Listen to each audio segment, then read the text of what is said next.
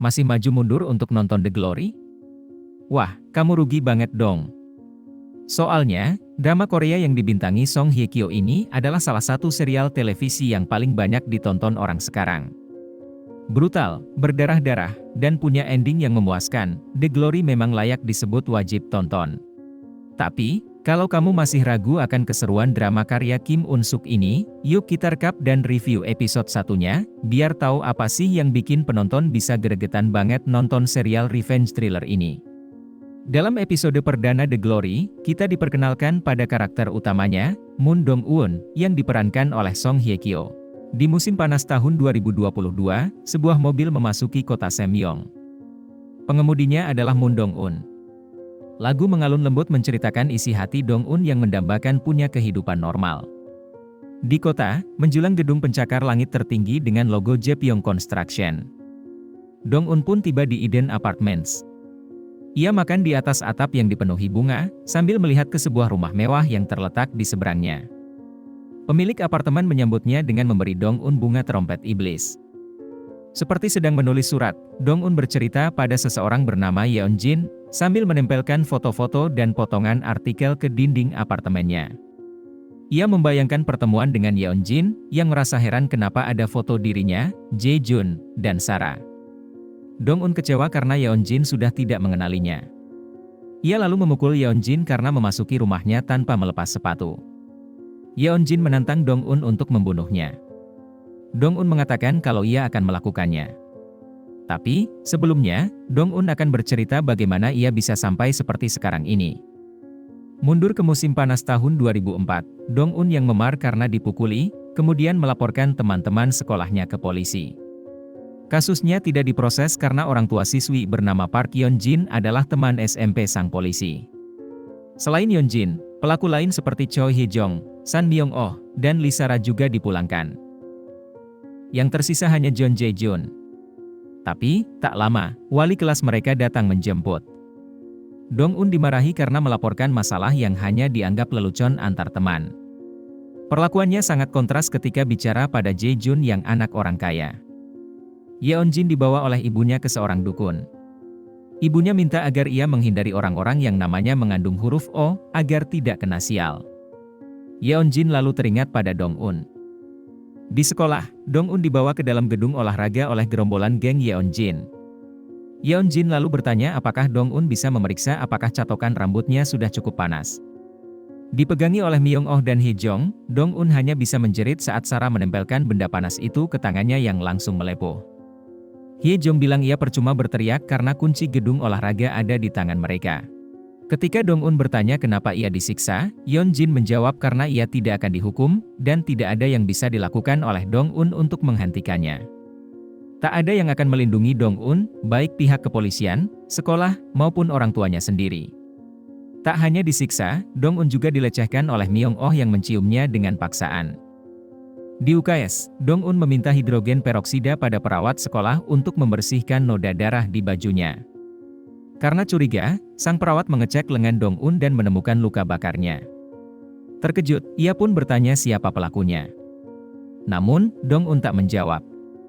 Sang perawat tahu kalau Dong-eun dibully, dan menawarkan diri untuk menemaninya melapor. Dong-eun dan sang perawat kaget ketika menyadari Yeon-jin juga ada di UKS.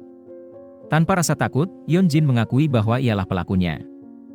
Kembali di masa depan, Dong-eun bertemu dengan seorang gadis kecil di sekolah. Ternyata, ia adalah putri Yeon-jin, Ye-sol. Ye-sol bertanya pada Dong-eun apakah ia kenal dengan ibunya, dan Dong-eun menjawab bahwa ia memikirkan Yeon-jin setiap hari. Dalam kilas balik di musim panas tahun 2004, kita melihat Dong-eun pulang ke kontrakannya yang gelap dan kumuh. Dong-eun terkejut mendengar suara dari kamarnya. Ternyata, Yeon-jin dan gengnya sudah menunggu di dalam. Mereka mengambil celengan Dong-eun dan mengeluarkan isinya. Dong-eun memohon agar anak-anak kaya raya ini tidak mengambil uangnya. Yeon-jin menyetujui, asal Dong-eun mau menari sambil mereka mabuk-mabukan. Kalau menolak, Yeon-jin akan melukai kakinya. Keesokan harinya, Dong-eun menemukan bahwa UKS sudah ditutup karena sang perawat sekolah berhenti. Dong-eun yang merasa tak punya siapa-siapa lagi, menyendiri di atap sebuah gedung kosong. Ia terduduk dan menangis. Terlihat luka-luka di kakinya akibat sebelumnya disiksa Yeonjin dengan setrika listrik. Dong-un membaluri lukanya dengan salju untuk mengurangi rasa sakitnya.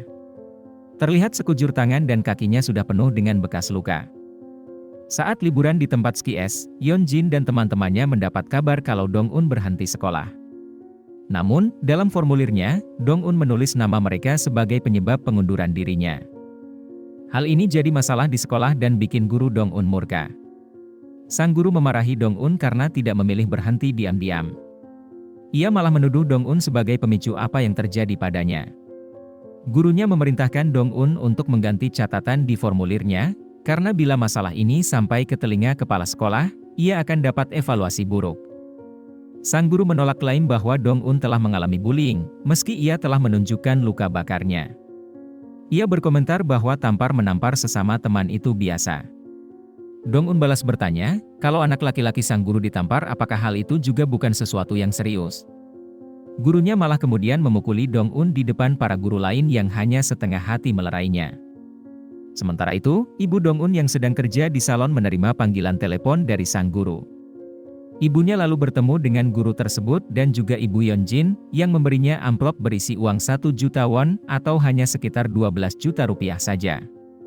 Ibu Yeonjin meminta tanda tangannya untuk meralat surat pernyataan Dong-un dan menyatakan bahwa ia mundur dari sekolah karena gagal menyesuaikan diri. Setelah menerima uang, ibunya mengosongkan kamar Dong-un sehingga ia tak punya tempat tinggal lagi. Dong-un menemukan formulir pengunduran dirinya dengan catatan yang sudah diubah sesuai permintaan ibu Yeonjin. Ia pun sadar kalau ibunya sendiri sudah mengkhianatinya. Demi menghidupi dirinya, Dong-un kerja di warung makan dan menyambi sebagai tukang bersih-bersih di pemandian umum. Kesakitan dan sengsara, Dong-un berpikir untuk bunuh diri dengan menenggelamkan diri di Sungai Han.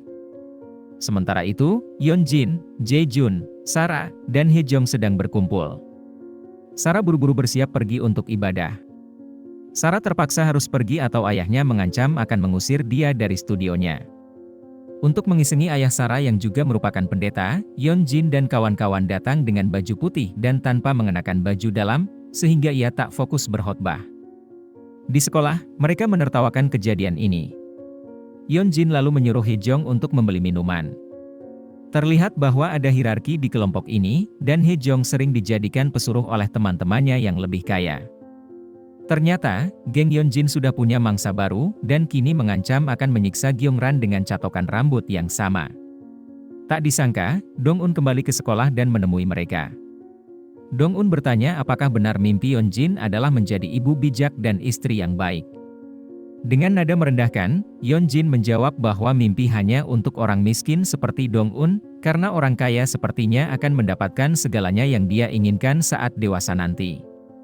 Saat ditanya balik, Dong-un sambil tertawa hanya menjawab bahwa mimpinya adalah suatu hari bisa bertemu lagi dengan Yeonjin.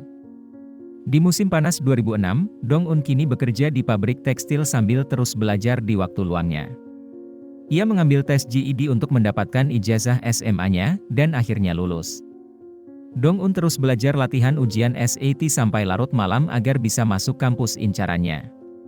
Di musim gugur 2008, Dong-un berkenalan dengan Koo Song-hee, tak lama sebelum ia akan meninggalkan pekerjaannya di pabrik. Song-hee memberinya selamat karena Dong-un akhirnya akan masuk kuliah. Suatu hari, saat sedang memesan kopi di kafe, Dong-un berpapasan dengan Joo Yo-jung, meski keduanya belum ada kontak. Kita tahu kalau Dong-un kini kuliah di Universitas Pendidikan Incheon. Dan kita juga baru menyadari bahwa ia kuliah di sana untuk menjadi guru, supaya di masa depan, akhirnya ia bisa mengajar Hae-sol, satu-satunya kelemahan Yeonjin. Yeonjin sendiri kini juga telah dewasa, dan bekerja sebagai pembawa acara cuaca di televisi. Dalam kamarnya yang gelap, Dong-un memikirkan pembalasan dendam terhadap semua orang yang pernah menyakitinya. Mata ganti mata, gigi ganti gigi. Semua yang telah berlaku keji dan tak adil pada Dong-un akan mendapatkan balasannya. Gimana? Merinding kan ngelihat kisah perjuangan dan penderitaan Dong-un? Nah, tadi itu baru episode perdananya aja. Tentu, dari cerita awalnya yang udah memikat ini, kamu bisa mutusin sendiri apakah akan lanjut nonton sampai episode 16. Faktor lain yang bikin The Glory layak banget ditonton adalah pemilihan cast-nya yang sangat pas. Song Hye Kyo sebagai pemeran utama udah kuat banget membawakan karakter Dong-un dewasa yang dingin, namun menyimpan dendam yang panas membara. Pemeran Dong-un muda, Jong Ji-so, juga jago banget bikin hati penonton teriris dengan aktingnya sebagai siswi korban bullying. Pemeran muda lain seperti Shin Ye-un yang jadi Park Yeon-jin, Song Byung-gun sebagai Jae-jun, Bae Gang-hee sebagai Sarah, Song Ji-woo sebagai Hye-jong, dan Seo Hyuk sebagai Myung-oh juga udah sangat pas. Kamu akan lebih kagum ketika lihat versi mereka di saat dewasa, karena mereka semua kelihatan mirip dan perangainya sinkron banget dengan versi SMA-nya. Kalau kamu memang suka dengan tontonan berjenis revenge thriller, nggak ada alasan untuk melewatkan The Glory. Tanpa pakai kekuatan otot, Moon Dong-un hanya berusaha balas dendam dengan otaknya, dan permainan strategi yang brilian. Nggak ada yang lebih memuaskan dari ngeliat dendam yang terbalas lunas.